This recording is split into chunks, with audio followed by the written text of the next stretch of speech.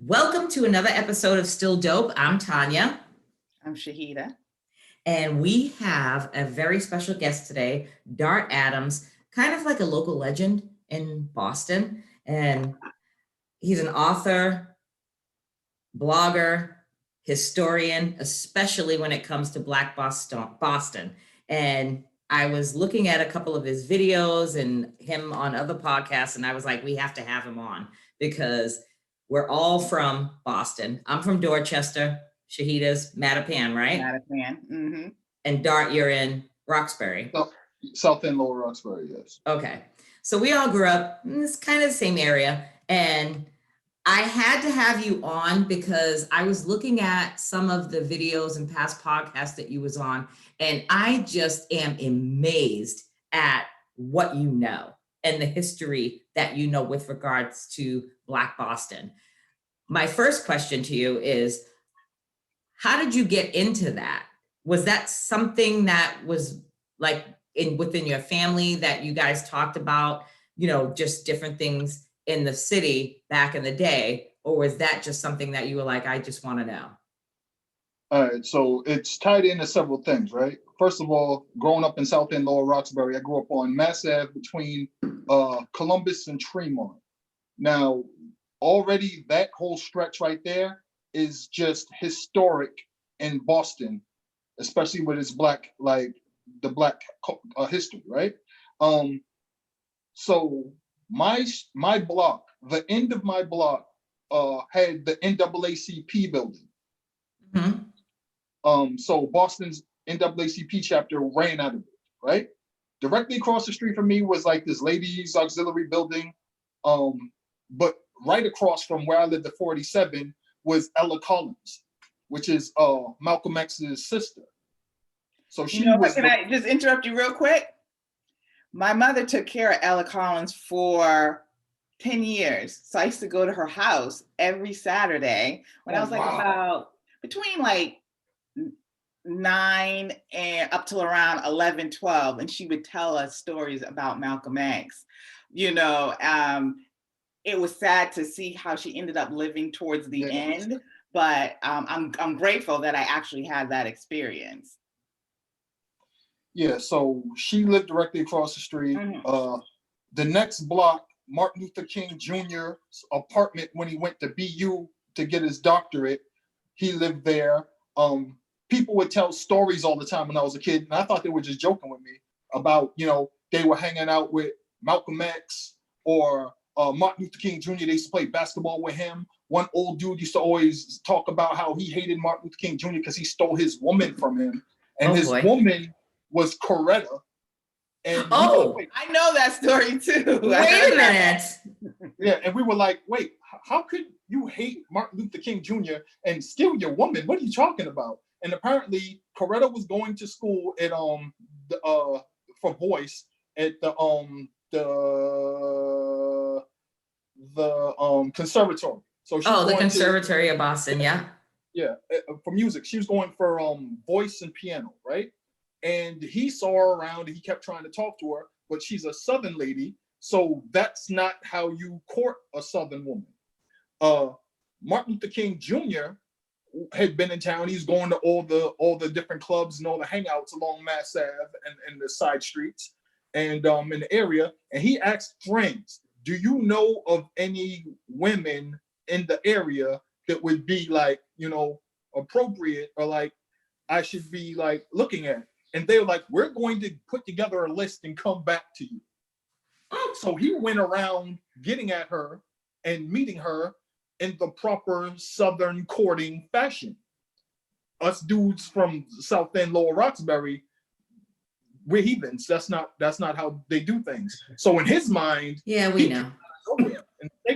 But hearing all these stories about Sammy Davis Jr.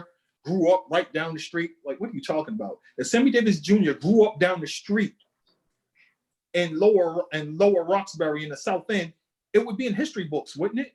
All these things you're telling me, all these things people were telling me, I was like, they can't be true, because if they were, wouldn't everybody know about it? Everybody knows every inch of Harlem, all the history. And for someone to tell me that, man, the father of the Harlem Renaissance got all his ideas from being in Boston, especially Beacon Hill, Roxbury, and Beacon Hill, Roxbury, and see where else? Beacon Hill, Roxbury, and then Cambridge. So he got all his ideas from there. And then he was talking about all the things that Boston was lacking, but it was in Harlem, you know? So then he leaves for Harlem and then becomes the spokesperson for the Harlem Renaissance. And it's like Boston has always suffered from the worst PR in Black history. Because Boston is really the home of Black history in America. It is. When you look at so many firsts in American history for Black folks, it happened either in Boston or in Massachusetts. And everything happened here. If it didn't happen here, it happened in Virginia. And the sad part is that although like people talk about the first Black child born in the what do you call it? The Commonwealth? Well, not so much the Commonwealth, but the whole area. People came in and they gentrified it or whatever. But that being the case, colonies. The first Black kid being born in the colonies was in Jamestown, Virginia, right?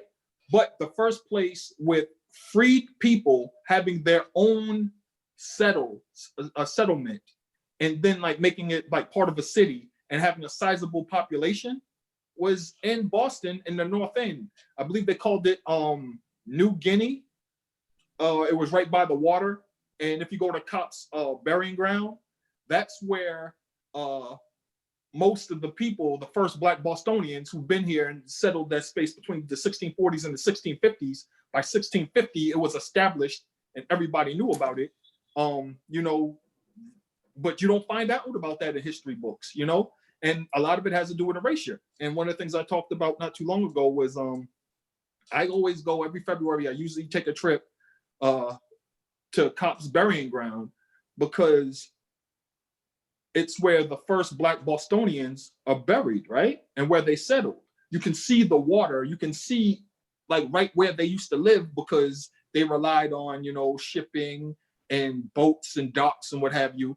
That was part of like the economy. Like a lot of the first like Black businessmen or freedmen worked as seafarers or navigators or sailors. Look at Paul Cuff. But what happened was like that was their way like to gain freedom and notoriety and amass wealth and buy land. So when you look at the first like and it's the beauty of Massachusetts and Boston too, because everything is documented. We look at the earliest like documentations of Black people owning and transferring land and acquiring wealth. It's in Massachusetts or it's in Virginia, or there are these transactions between Virginians and Black folks in Massachusetts, specifically. Well, all right, that was one of my questions on my list to ask you was when was, and I think you answered it with 1640s, 1650s, I'm assuming, because that was one of my questions like I had on my brain to ask you is like, when were the first, like, when were Black people first in Boston? Because obviously we've all been fed this revisionist history in high school, what have you. And being born and raised in Boston, it's like, when were our people here? Like before 1640s, 1650s? No, Boston was founded in 1630. There were Black people here in 1630. The first mention of Black people in Boston in print, written down, ink, is 1638, but it's specifically talking about them being brought to Boston via different transport ships because Boston was one of the main ports of the triangle trade. Right. Liquor, we're talking like tobacco, hemp, what have you, and then humans, people. So, but the thing about the economy in Massachusetts was that it wasn't like the one in the South. So what happened is a lot of times people were brought here to be servants or what have you. And ultimately they ended up, because of just the economics of Boston, being able to actually become free, get their freedom, and then being able to enter in business. Because one of the things I always talk about is that the difference between Black Bostonians was that they actually ended up getting access to education. Like you look at stories about Phyllis Wheatley, right? Phyllis Wheatley was brought to Boston, purchased in Boston, right around where between Chinatown and the North End. I mean, Chinatown, downtown, and North End, because this was all marsh and it was all built in later, right? She was purchased there, and then she was brought to this house, these wealthy people in Boston. And while they were homeschooling and schooling the daughter, they found out that Phyllis had an aptitude for learning too. So they were like, so the daughter was like, Mom, Phyllis is catching this just as fast as I am. She's younger than me. He was like, well, why don't we just have her in on the classes? Yeah. Like, just the idea that you could be so rich and be like, oh, wait, our servant who we purchased is good at reading and writing. Well, fine. We'll educate her then. Right? But the thing is that, yes, Boston and Massachusetts still had slavery. Slavery was still on the books, but due to the economics, it wasn't enforced in the same way that it was in other border states or other regions, like even like how it was in New York, right? So that allowed for, some interesting things to happen. But you say the economics, I'm sorry. I mean, because I would think that the economics, the South, New York, and like the East Coast would be kind of similar. I know what the South depended on for their slavery, but why is there such a big disparity, a big difference between how it's obvious that it was easier for Blacks up here in Boston and the New England area to get their freedom as opposed to other? How did the economics play in that? And what economics are you speaking of specifically? Specifically of plantations and needing cheap labor and a whole lot of it in order to keep going, and relying on that amount of labor. Whereas in some of these places I'm talking about in Boston and in Massachusetts, it was like, we need somebody to tend the fields, help out in the home, and we could get an Irish woman to do that.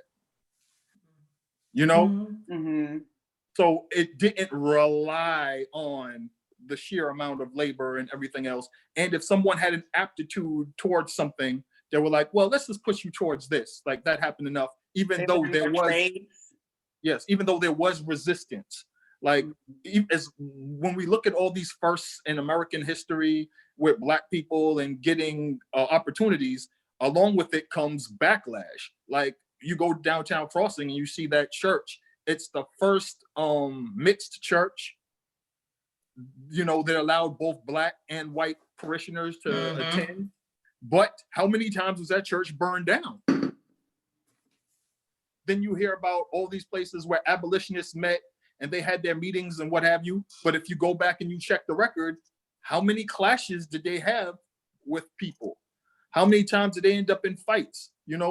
All these things are tied to each other. Like, it wasn't like, we like to always say that like Boston is this bastion of freedom and like it's liberal, but at the same time you had your pushback. And I think that's what a lot of people forget about. But in terms of all that stuff, like with me in history, when you grow up in a neighborhood and you're learning all this history that you never hear talked about in books, I mean, never hear printed, it's never printed in books, you never see in documentaries, and Black Bostonians are never really represented in mainstream media. No. As you start wondering to yourself, why is that? And that ends up leading me to, because when you grow up on Mass Ave, and and another thing that has to do with it, another factor, I was born in 1975, and 1980 was Boston's 350th anniversary. So between 1979 and 1980, what they did to prepare for celebrating Boston's 350th anniversary was they went around to different historic sites and they put up, you probably see them, they've been up for over 40 years now, these brown plaques in Roxbury and the South End, and they highlight a site of historic significance. And it was supposed to be there for the 350th anniversary of Boston. Now, when I was a kid, we would see these white folks show up out of nowhere in our part of town, which was completely like disregarded. And they'd be putting up these plaques and drilling these plaques all over the place. And another thing happened was when the United States was trying to figure out how many parts of the country count is, and have things that count as like they should be protected by the National Historical Society. There were so many sites in our neighborhood that they just gave up, and they just went to the street signs and just put up at crosswalks that this whole block is has historical significance. So it just got to be that when I was seeing this, and I'm like, well, all this history here, how come I never hear about it anywhere? How come it's always about Harlem? You know? True. How come And it's always about Chicago? How come it's always about New Orleans? I agree. Philadelphia. Why is it? I agree, because I work in an industry where I travel for my job, and it's laughable when I go to places or go to different cities in different states, and they're like, where are you from? Where'd you come from? I'm like, Boston. And they're, well, I mean, I'm in fairer skin, but I'm Black. And they're like, oh, Boston? Ain't no Black people in Boston. I'm like, yeah, there is. Whole lot of history there. They just don't understand that. When I went to Morgan State in 1996, I pretty much spent the majority of my 6 months there explaining to people that Black people have been in Boston forever, and who is Black from Boston that they had no idea. It's like, you ever watch the Jeffersons? It's like, yeah, Grandma Jefferson, yeah, he's from Boston. Yeah, it was like, you ever watch Designing Women? Yeah, you said Meshach Taylor? Yeah, he's from Boston. What? I was like, you ever, like, you know who Jalen Rose is? Yeah, his dad is Jimmy Walker. He was drafted first in the 1966 whatever NBA draft, 68 NBA draft, and he's from Roxbury in Boston. And you're like, what? I was like, it was like, and they just don't understand. It was like, you know, Rick Brunson on the team. It's like, yeah, he's from right outside of Boston. He used to play in the Boston Shootout. What? It's like Patrick Ewing from the Knicks. Like, he grew up in Cambridge. Like, he's a Boston dude. And it's like, New Edition. I got into an argument with people out of state that had no clue that New Edition, BBD, Bobby Brown, all from Boston. And I'm like, they would bring it up and they're like, we like that group, New Edition and BBD and Bobby Brown. I'm like, they're from here. They're from where I live. They're like, no, they're not. They're not from Boston. Assumed, like you said, Harlem. They just assumed they were from New York. Which is weird because they mention Boston all the time. Times on songs. They're always shouting out Roxbury. True. Like when you listen to songs like Where It All Started From, didn't they not mention Boston? When Bobby Brown performed at the American Music Awards, did he not say, hey, yo, this is for Boston? Right. When Word to the Mother came out from BBD, that from their is remix epic. album, that was epic. Yes, it was huge. It's one of the biggest days in Roxbury history. And they shot the entire video in Orchard Project. Yep. And they brought everybody. They brought Another Bad Creation. They brought Boys the Men. They brought everybody to Boston because they said, we want you to see where we're from. Right. And that was one of the most epic stretches. And when it wasn't in the New Edition TV show on BET, I was so pissed off. I could not believe that they found a way to leave that out.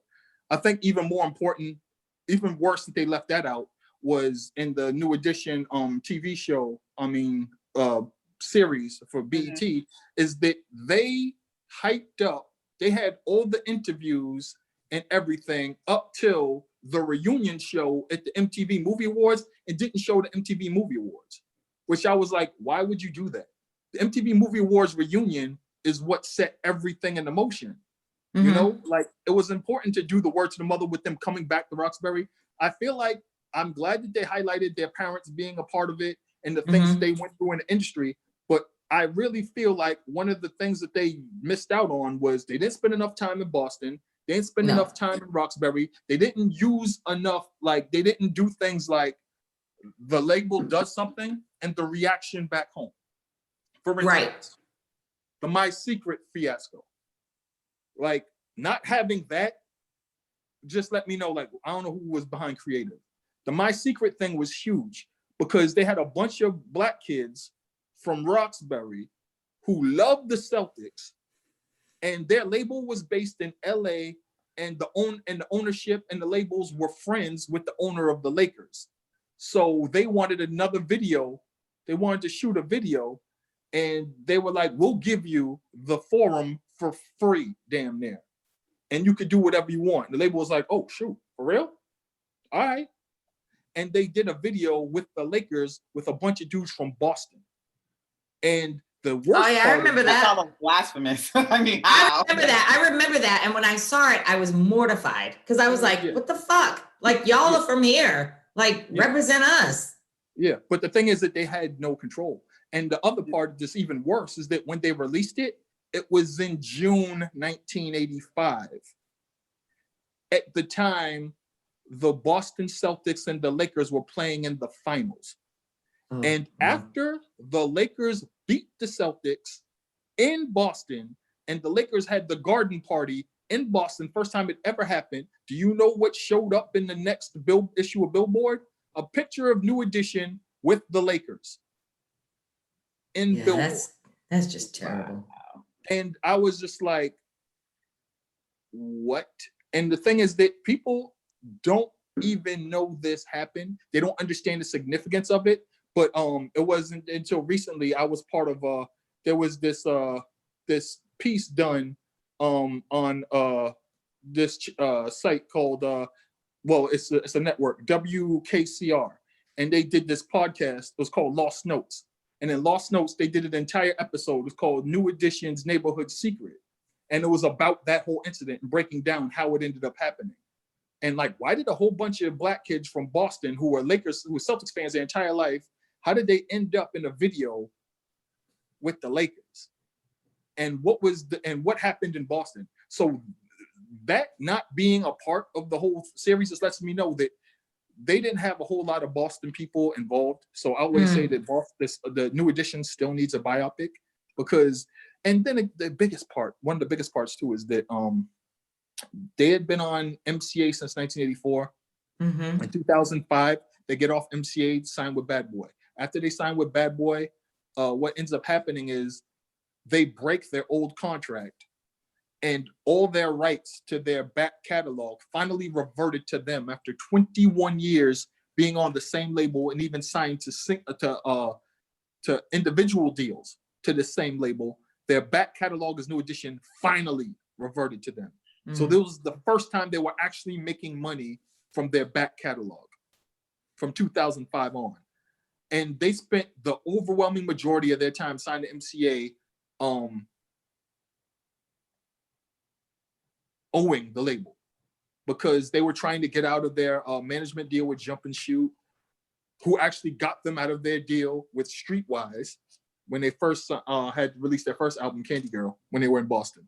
But there's just so much history and so much stuff that has to do with like Black culture, Black music, the Boston Funk All-Stars influence on Black music, electro, what we now call freestyle, early rap production, and like Boston artists' role in everything, like dominating the charts. Like between 1989 and 1991, you're looking at New Edition, the individual members, Bobby Brown, then you had New Kids on the Block on the other side.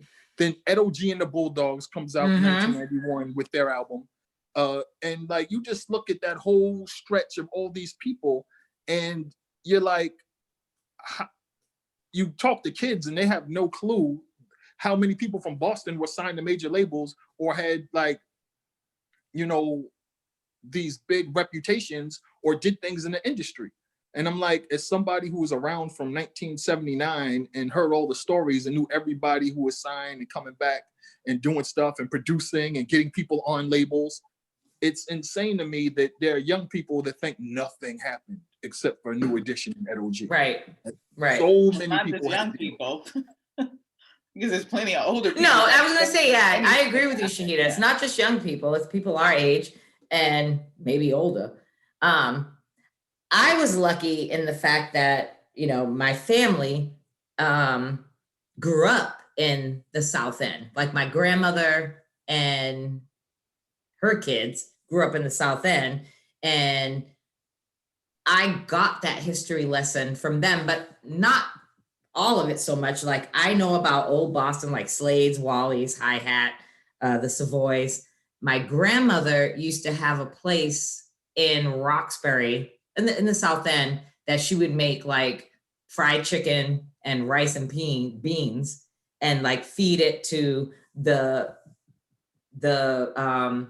guests that used to come, like the music artists that used to come to Boston, like Nat King Cole, Cab Calloway, Sammy Davis Jr. Like everybody would come to a specific club, whether it be the Savoy or the Hi-Hat, and then she would cook for them. And she has pictures for days. I mean, she's since passed away, but I have the pictures and my mom has the pictures of all of them there eating and stuff. And it was amazing. Like if I didn't know any better, like if I didn't know any better, I would know that Nat King Cole came here, Miles Davis, Cab Calloway, all these people were here riffing at these clubs. I would have known that these clubs existed. But the crazy thing about Cab Calloway is Cab Calloway spent so much time here is because his big sister lived here for years, and she was a band leader at several clubs. And when his career wasn't popping, he would come here, hang out with her. She would bring him around to different places, different places like the Savoy and like all the other places, the Little Dixie, all the different ballrooms that used to be around, because that's where she was really big. She had a band, and she led a band in ballrooms. Then she would bring her to she would bring them to places like Charlie's, where everybody used to hang out, or Braddock Drug, which was right next to it. And this is where all the jazz musicians, everybody hung out. Mother's Lunch, which was down the street. And eventually he ended up at the Hi-Hat, which is right on the corner down the street. And so Miles Davis loved Boston. Miles Davis got most of his band members from Boston. Chick Corea, Tony Williams. Whenever he had something new, he wouldn't play it first in Harlem. He'd bring it to Boston to see what people thought, because he liked how blunt people were and how they didn't kiss his ass. So he loved coming to Boston. Every time he had a comeback, 1981, when he came back with his new album, the first place he wanted to play was Boston. He played like multiple dates at the Kicks Club back in, I think it was June 1981? And he brought rest in peace. She just passed away. Cicely Tyson. Yeah.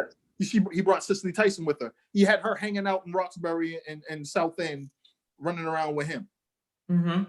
And so like there's so much that happened and so much history, and it's super frustrating. Again, when I went to Morgan State, which was a black college in Baltimore, I had to explain to everybody all these things because they had it in their mind that there were no black people in Boston.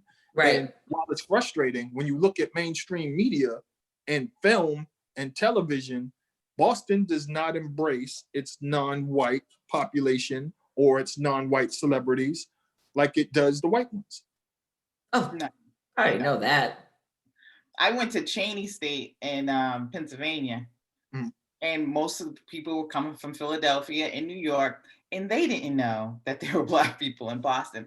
And what they were most surprised about, and I don't know of any other city other than Boston during like the 70s or whatever, that had Afrocentric schools that, you and I both went to, Tanya. I mean, we had St. John, St. Francis, and what's the other one? St. John, St. Francis, and they were all under the Catholic Church, but we got African history, we got a lot of Black history, so we were accustomed to that. And then I went off to college, And they knew nothing even about just simple Black history in their state, where we had that information coming from those Afrocentric schools. I mean, shoot, what were we?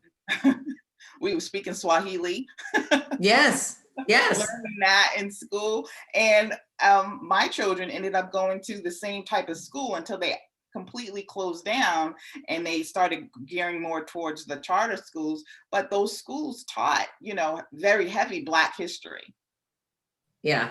No, I did not go to HBCU. I went to a college in Florida, and every day of my life, it was like, you're from Boston? You're Black? Oh, I didn't know Black people live in Boston. I'm like, yeah, we do. We exist. It's crazy. Yeah. But the music history is something that's new to me, because what you guys are saying now, even like Tanya about your grandmother, the music history other than New Edition, that's all I know.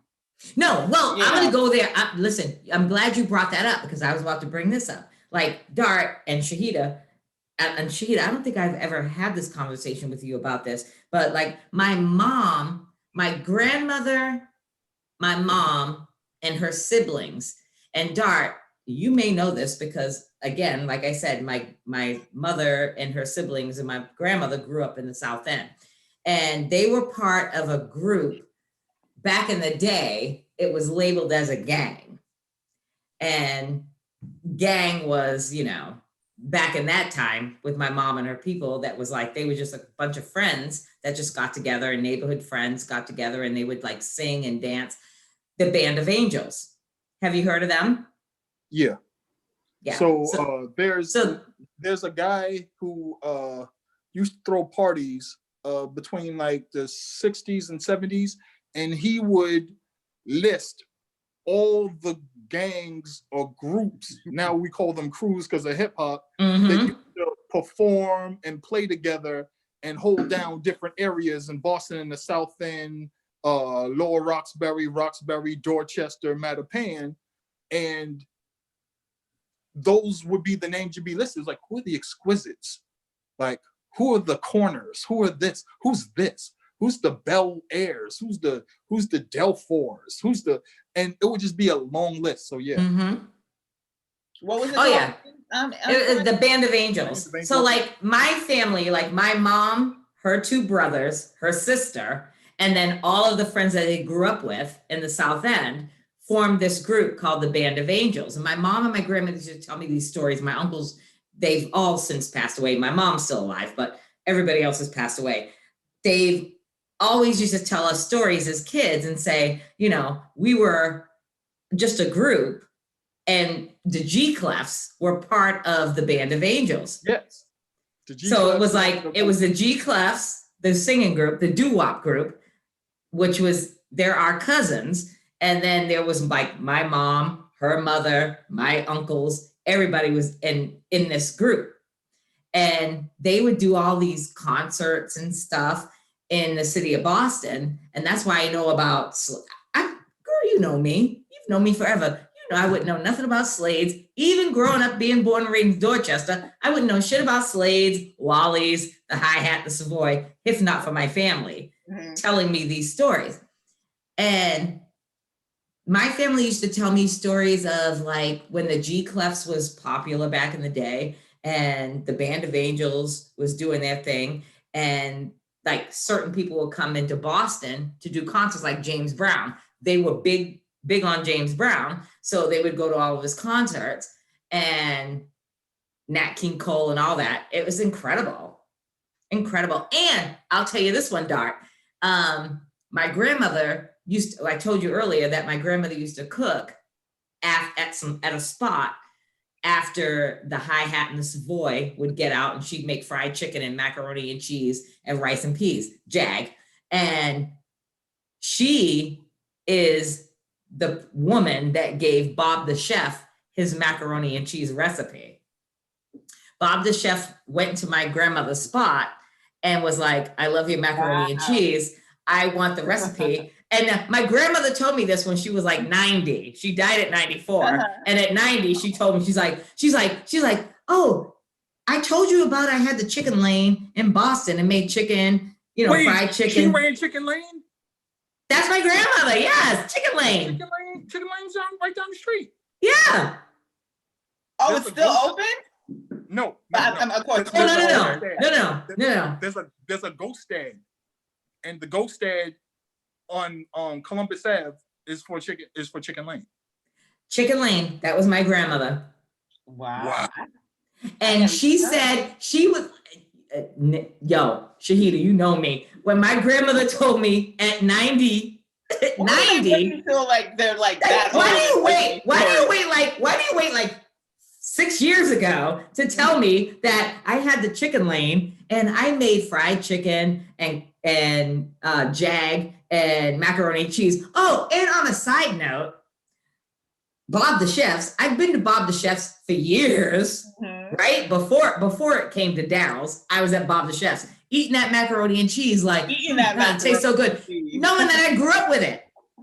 And I'm like, this is why I come here, because it tastes so close to home. And my grandmother's like, oh, the only reason why Bob the Chef's macaroni and cheese is so good because I gave him the menu, I gave him the recipe. And I was like, what? She's like, he came in the Chicken Lane and he loved it, so I gave him the recipe. And he made it at Bob the Chef's. And I was like, are you insane? I'm like, come on now. But I will say this to you, Doc. The current macaroni and cheese at Daryl's Corner, it's not it. Because I went there. Because after my grandmother told me, now I'm like, Nana, he, obviously he passed away. But I'm like, now it's like Daryl's Corner Kitchen. She's like, go and eat the macaroni, and she's like, go get the chicken and the macaroni and cheese and let me know, report back. As soon as it came out on the plate, I was like, I ain't eating that shit. That ain't it. But it didn't look the same, didn't taste the same. And I was like, nah. I told my grandma, I'm like, Nana, you should have. I was mad at her because I was like, why didn't you sell it to them? Sell them the ingredients. We should be making money off of this. Yeah, but also the difference is that right when Bob the Chef's opened, because Bob the Chef's really started from him being in different kitchens all up and down on Mass Ave for different spots when they had all these multiple clubs that were open forever. And one of the things that people do not tell you is that when Boston was a jazz mecca and at its height, and the Jazz Corner was at its height, it was drawing musicians away from Harlem. They would get on the train in Harlem, and they would get off at Back Bay Station, and they would be living at multiple boarding houses and at Mother's Lunch and hanging out all up and down Mass Ave, Columbus Ave, Tremont, because it was a bunch of musicians, Pullman porters, and people that worked in like different industries. And the thing is that Bob and his wife used to cook out of all these different kitchens. That's how they came up with the glorified chicken. But the thing that they didn't have was the macaroni and cheese to put them over the top.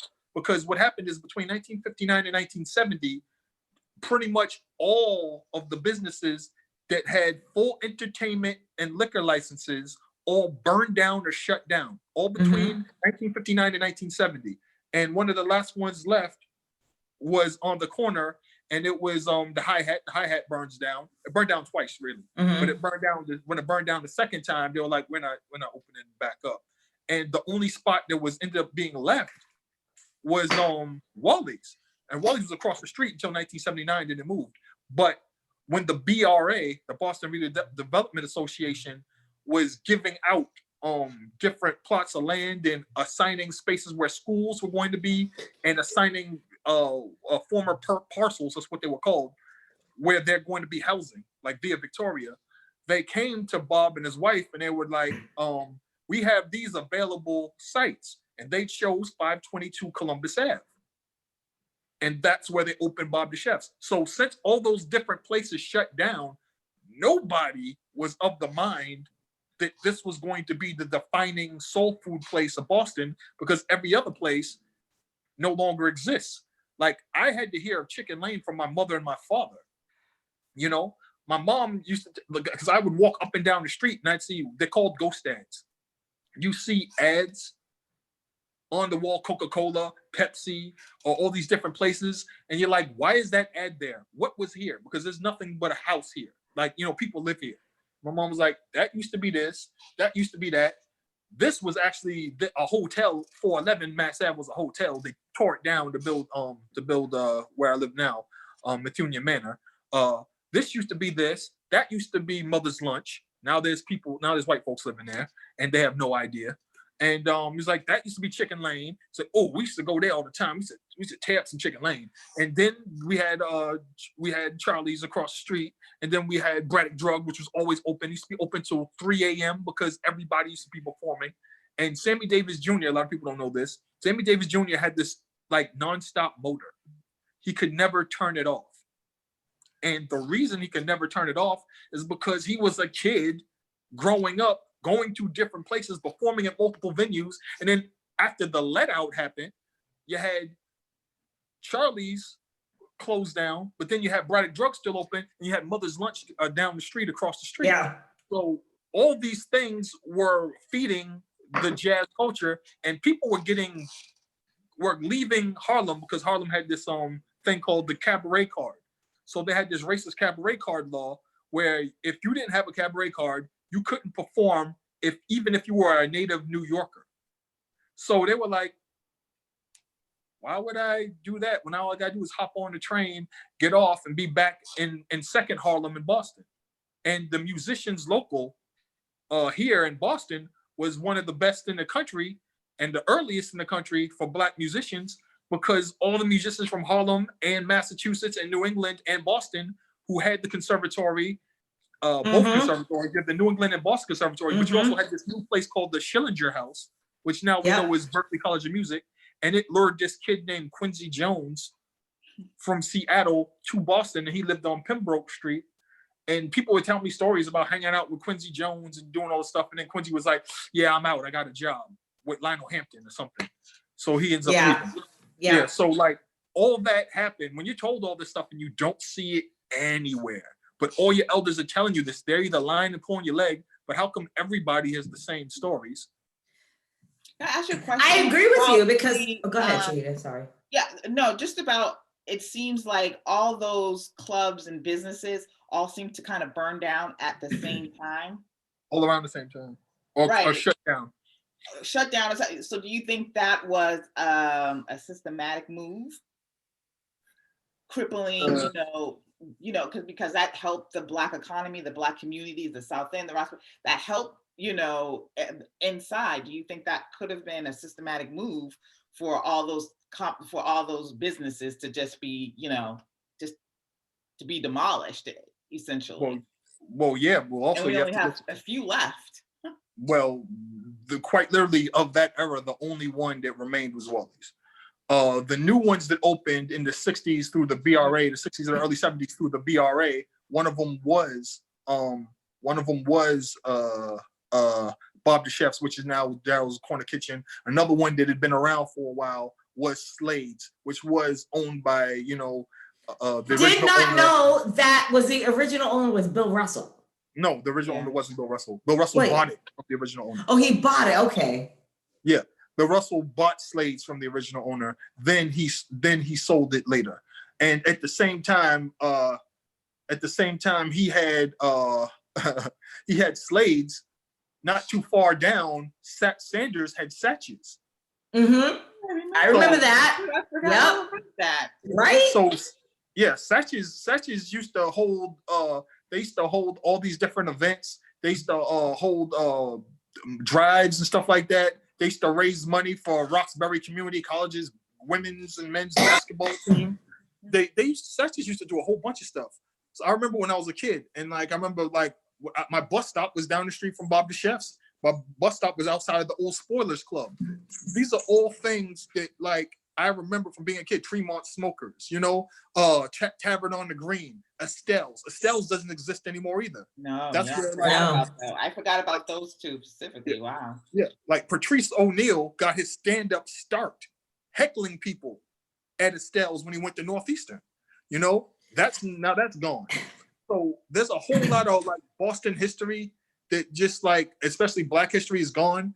I tell kids when I was a kid, I used to go across the street. My mom used to force me to go to Brown's Market because it was the only place that had like the ingredients that she needed to make something from, because my mom was from Alabama. So it was like, this is the only place that still had the same ingredients. And like you went in there and they had like jars from the 50s and 60s. Like, God damn, I hate coming here.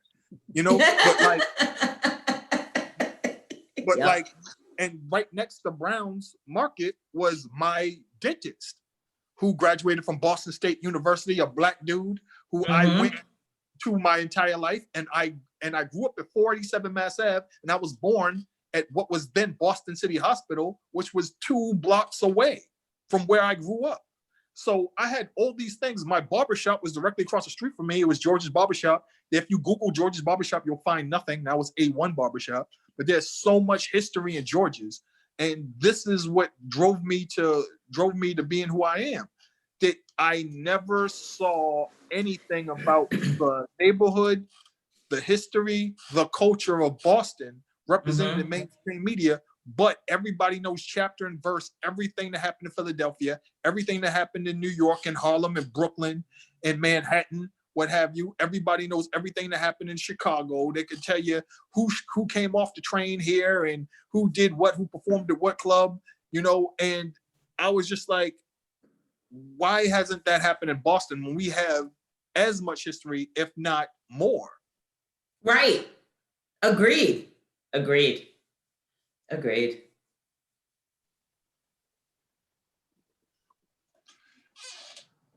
So yeah.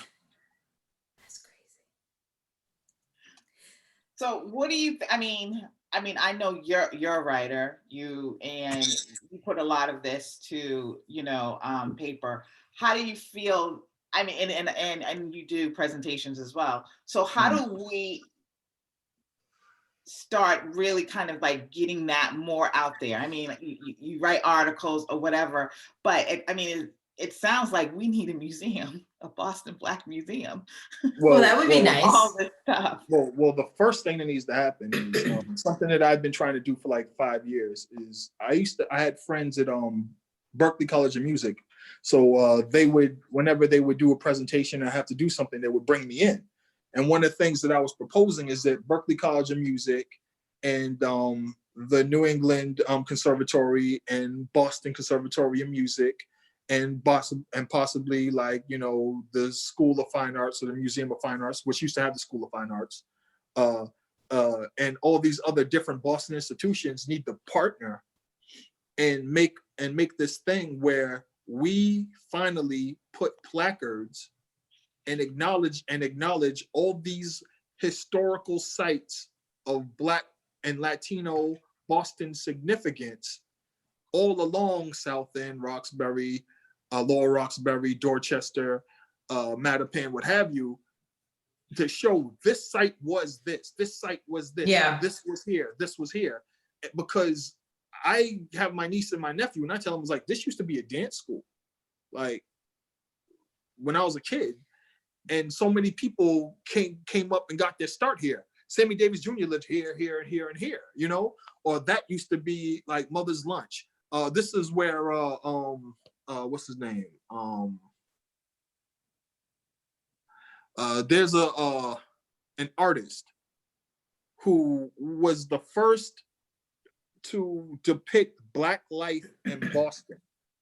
And he lived directly across the street. And he passed away. Alan Rohan Cricht is his name. And he passed away. And my mom used to go over there and help him out. And he would give her like prints of his paintings. And I'm just like, this man would come outside or sit outside his window and he would paint, or he'd get on what was then the MTA, Metropolitan Transit Authority. Yep. And he would paint people on the MTA. And these were the earliest depictions of a thriving, vibrant Black Boston. But if all you read about is the Harlem Renaissance, all you read about is the Harlem Renaissance. So you know about the New York arts movement, right? You know about the arts movement in Oakland. You know about what happened in Philly. You know about what happened in Detroit. We all know about what happened in Chicago. We know about what happened in, name any city that you think of has a sizable Black population that contributed heavily to the culture, right? Boston is never in that conversation. Never. It's never in that conversation. So when I was young, I was like, all right, so one of the things I'm going to have to do with my life is change that narrative and try to, and the thing is that it's a thing where a lot of people try to do they try to make history and make it fit their own narrative. You know, they post ahistorical things, they write ahistorical things, and they do revisionist history. And I thought that the beauty of it is I don't have to lie. I don't have to make stuff up. I don't even have to exaggerate. All I have to do is just tell the truth and present facts. And from there, because people already going to be like, that never happened in Boston. There's no way that existed in Boston and nobody knows about it. And then when they go and they do their due diligence, they're like, holy shit.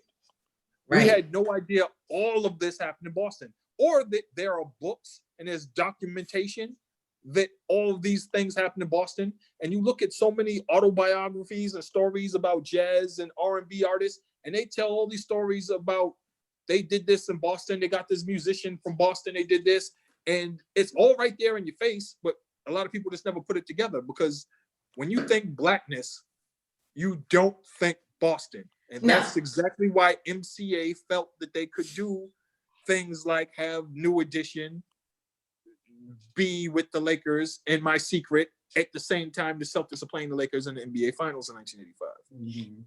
Yeah, that was silly. So I find too, like when I listen to my mother and how she says how it was growing up for her in the 60s.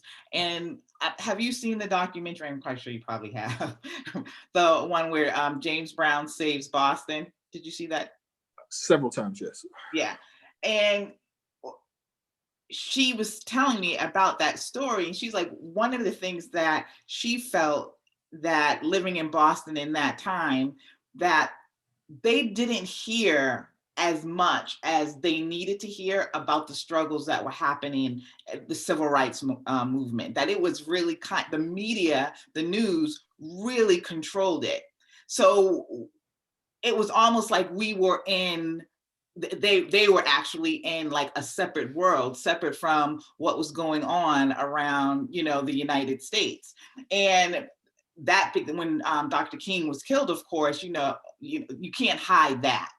So, but you see how the city actually manipulated, you know, the news and the media to have them focus on something else. So I think that's part of the reason why we're kind of like excluded from like the history with other cities and states, Harlem and Chicago and Detroit, is because I felt Boston was more controlled. Mm-hmm. You know, specifically controlled by the media and the news and the politicians, so that we didn't get as, I guess, riled up, or, you know, or we didn't have as many instances of rebellion as other cities did.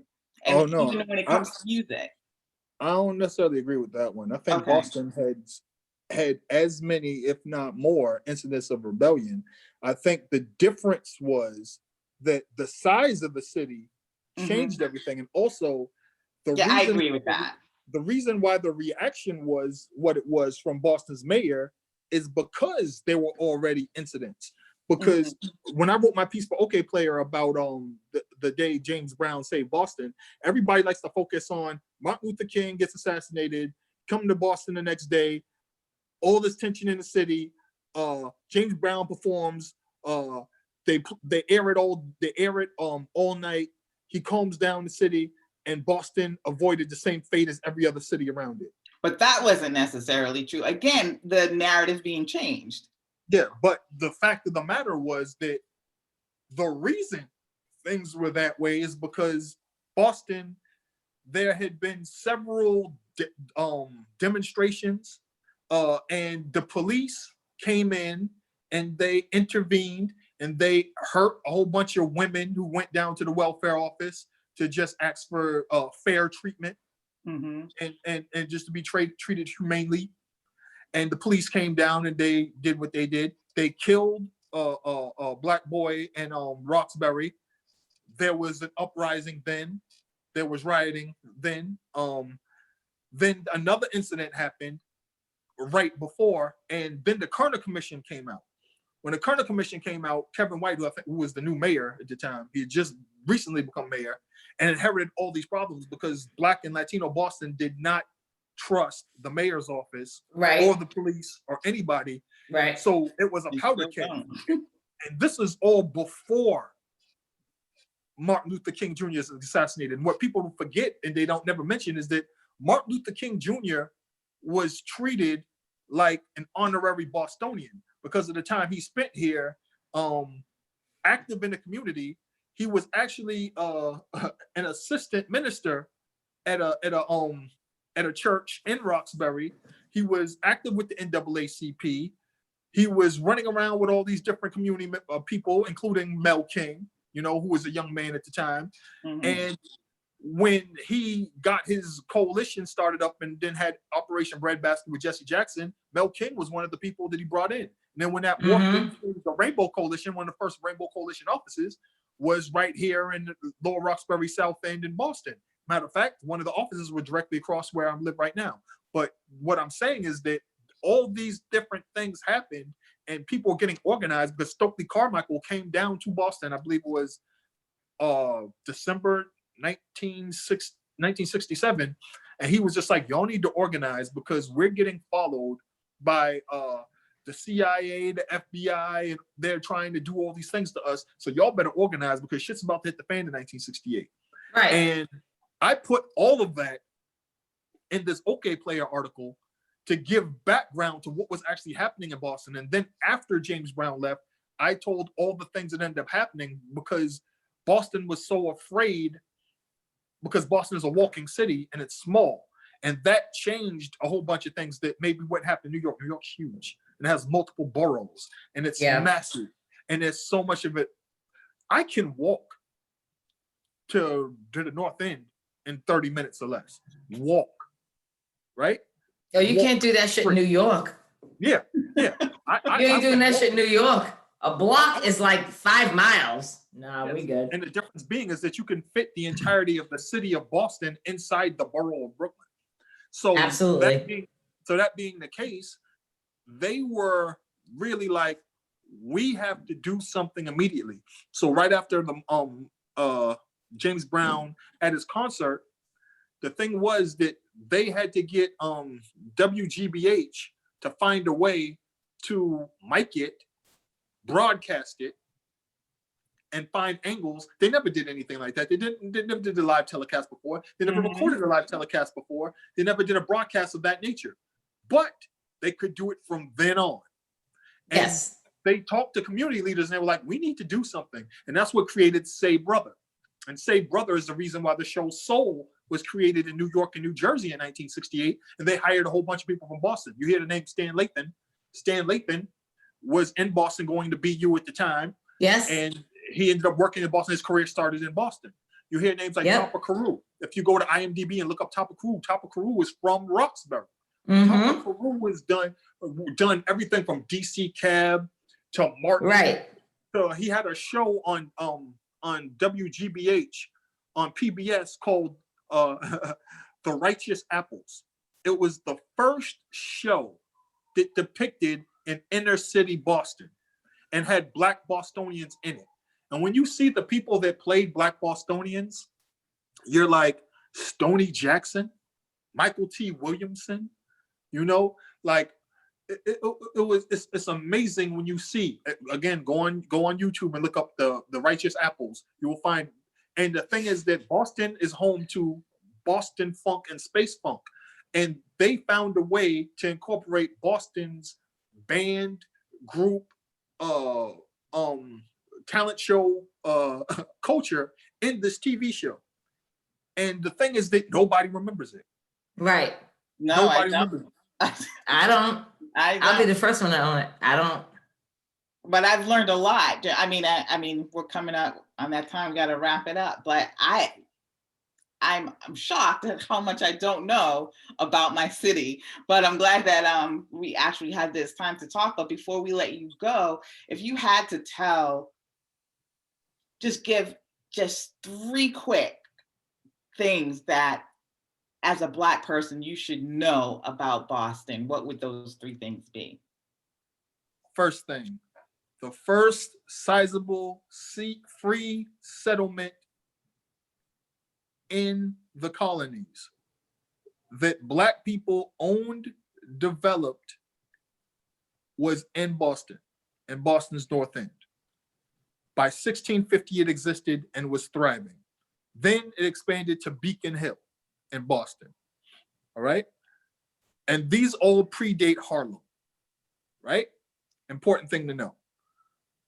Second important thing to know, Black folks have always been in Boston, a part of Boston, and contributed to Boston. Like, we have this emancipation statue that had Lincoln in it. There are only 2 of them. One was here in Boston, and the other one was in DC. I had no idea that there were 2 of them. And it just recently got torn down. I always hated this statue. The reason I hated the emancipation statue is because it centers Abraham Lincoln. Boston and Massachusetts got rid of slavery in 1783. There was a 10-year fight between 1773 and 1783. First, there was a freedom petition put forth to the Massachusetts legislation by Black Bostonians, led by a man named Paul Cuff, who was talking about, if we're going to have to endure all these different things in Boston and in Massachusetts, then we're going to need some extra shit. And first of all, since labor doesn't require us like it does in the South to do certain things, and we have all these freedoms here, we can learn, we can Black men were actually granted the right to vote after petitioning. And also what happened is, this is the first place where Black men, women, again, sorry, were able to serve on juries and jury duty and could sue. This is all first in Massachusetts. And all these things are crucial because when these freedoms were given to Black folks, they were like, oh, you're gonna open the door? Well, fucking, we're gonna break it down. So they started petitioning the Massachusetts legislature. And then what they said was, all right, so since we're able to petition and sue and be on juries, how about we sue people for cruelty as slave owners? So several of these cases happened. One of them happened with a woman named Elizabeth Freeman, known as Ma Bet. She wins. Another man named Quock Walker sues. He wins. What ends up happening is that after they won, they go back to court and they're like, we're going to sue for restitution. So when this happened in 1783, the Massachusetts legislature was like, fuck it, we might as well just abolish slavery. So that's what happened. It was a 10-year battle from 1773 to 1783. So what I'm saying is that Boston Black folks and Massachusetts Black folks freed themselves through multiple acts and 10 years of constant law. Yeah, and that if anything's there should be a statue dedicated to Paul Cuff, to Elizabeth Freeman, and Quock Walker, and not fucking Abraham Lincoln. The third thing the people need to understand is that the current music landscape would not exist if it were not for contributions of Boston musicians and Boston artists and Boston people who worked in the industry, executives behind the scenes. And one of the things I would love to do is I'd love to do a documentary or a book, and I've been trying to pitch it to different people. But when you want to pitch a book to a publishing company, they ask, what other book exists that gives us an idea of how this book would do? And unfortunately, there is nothing, so they're not going to take a chance on it. So you have to pretty much trick people. So I have to write this article, write this article, write this article, write this article, sneak in this chapter of another book I'm doing, sneak in this chapter of another book I'm doing, bring in perspective of certain people like Prince Charles Alexander, who works at Berklee College of Music, who has done everything and worked with everyone, and he's from Boston. And like I have to sneak through the back door in order to get these things introduced. And one of the things that hindered me the most was in 2013, I think, Nelson George, who is a brilliant writer and everybody knows him. Love him. Did a documentary called Finding the Funk. Mm-hmm. And he highlighted all these cities that had valuable, essential funk scenes that contributed to the Black music continuum. He left out Boston. And I'm watching this and I'm like, all right, so where's Boston? When are you gonna get to Boston? All right, so you're in Jersey. All right, so you're Philly. Yeah. So you're in New York. All right, you're in Ohio. Yeah, cool. All right. Okay. Yeah, you're in Oakland. All right, you're here. Yeah. Where's Boston? And that was the final straw for me. So I had made it a mission. I was like, by the time it's over, I'm going to do my answer to Nelson George's documentary that centers on all the things that Boston contributed to the Black music continuum going forward, and how nothing would exist if it wasn't for Boston. And part of it was an article I recently did for Rock the Bells called Boston's Electro's Unknown Boston History.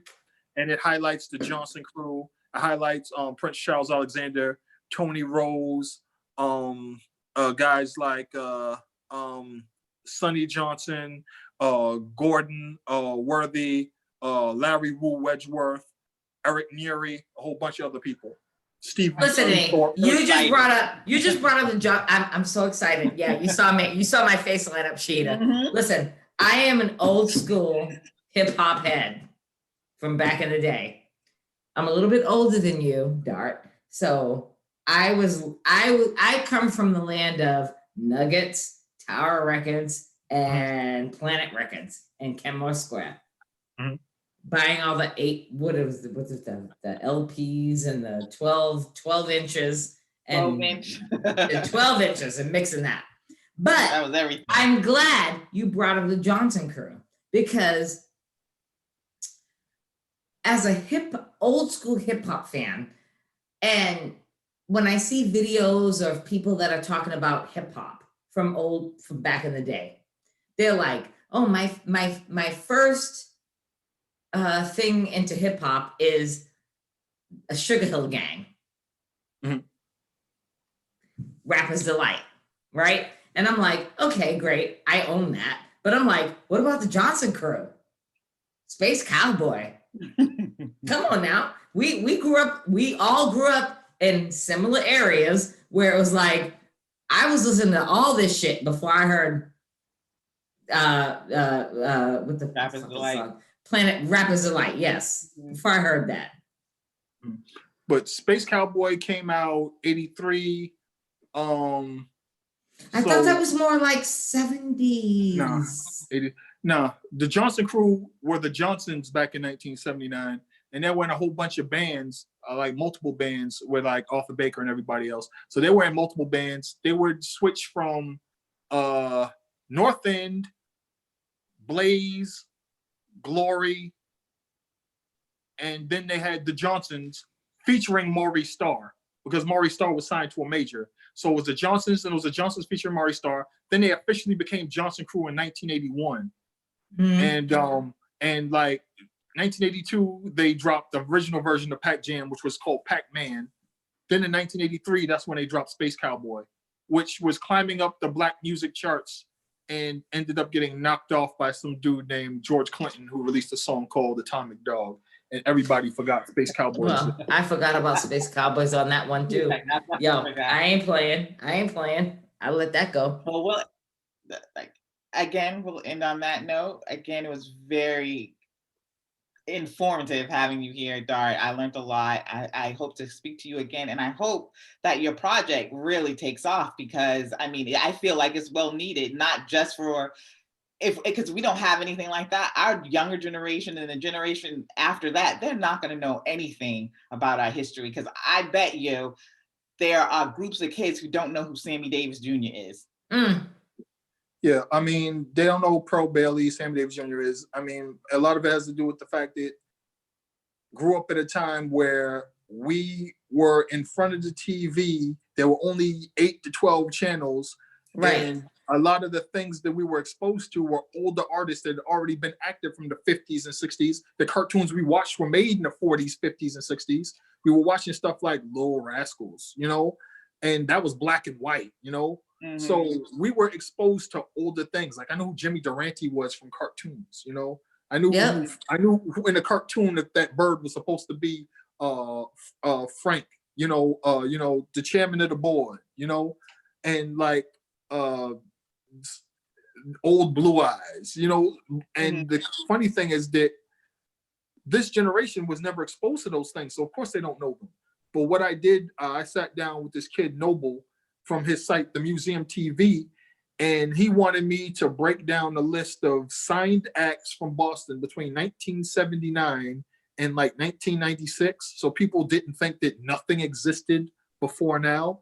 And I did this whole breakdown of all these acts that I remember that were signed and had deals and were active and contributed.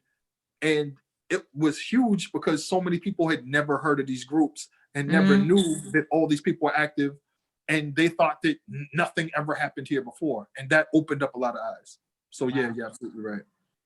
So again, good luck on your project. And we hope that we'll make sure that we list all the things you do in your bio, and you know, with links to your stories, your book, and everything. We'll put that up on our website. So for our listeners, stay dope. Tanya and Shahida out. Out. Peace out. Thank you, sir.